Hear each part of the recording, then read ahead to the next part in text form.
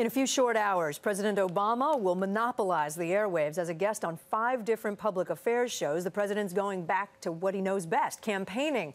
But selling yourself as a candidate and selling an issue as complicated as health care reform, 2 very different things. And joining us for the bottom line is, on this Media Blitz, is, of course, our chief Washington correspondent, George Stephanopoulos, host of This Week, who is one of the 5. Good morning, George. Good morning, Kate. That's right. Take a number. That's right.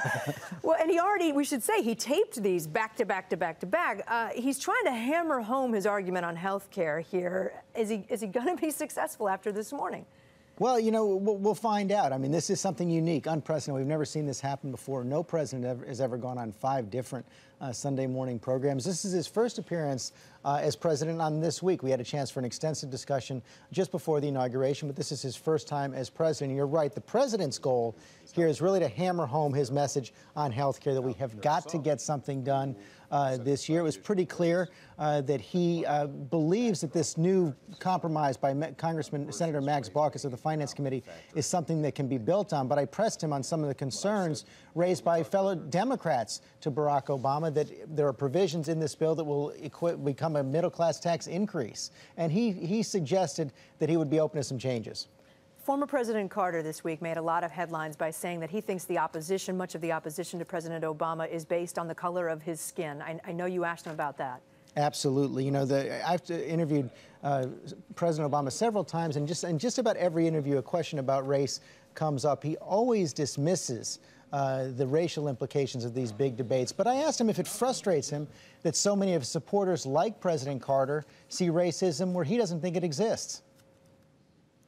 There's some who, setting aside the issue of race, actually, I think, are more passionate about the idea of whether government can do anything right. And I think that's probably the biggest driver of some of the vitriol right now. Raise the taxes?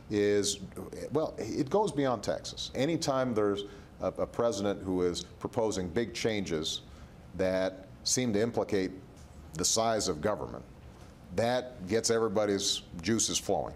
Well, the president conceded that there's some racism out there. Some of his opponents may be motivated by that. You see there, he thinks that most of this animus out there is being motivated by these big things the president is trying to do on health care, but also the fact that he was forced earlier in the year to bail out the banks, bail out the auto companies.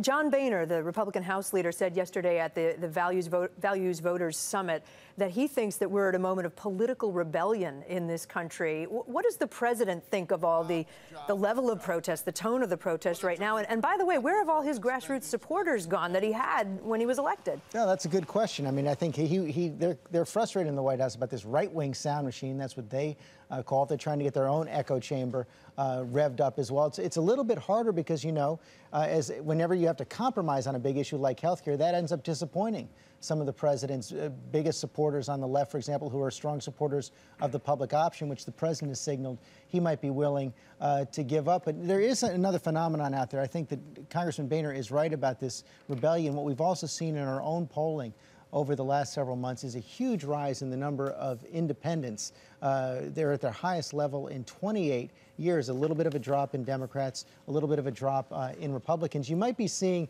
the return of those angry Perot voters from the early 1990s. I know you have so much more in the interview, but just quickly, can you touch on Afghanistan? You asked him about that, and I believe he says that we've lost focus. The president believes that, and he wants to get the focus back on al-Qaeda, putting off any decision right now of adding new troops. And I think they're trying to put that off as long as they can, perhaps until the end of this year, even though General McChrystal has finished his assessment. So the president not wanting to be rushed into that decision. Of course, a lot of Democratic opposition to new troops there as well. I also got the chance to ask the president if he had any moment in these first 8 months like the one that John Kennedy faced when he first met with Nikita Khrushchev in 1961, and he just got his clock cleaned by the Soviet leader. I asked the president if he had any moments in the last 8 months where he thought, man, I have to step up my game. I'm guessing we'll see the answer on this. Yeah, week. You're not going to tell us. I'm not going to tell you the answer. We'll get the answer. George, thanks so much. It is a full interview coming up on This Week on most of our stations. Watch for that. But first.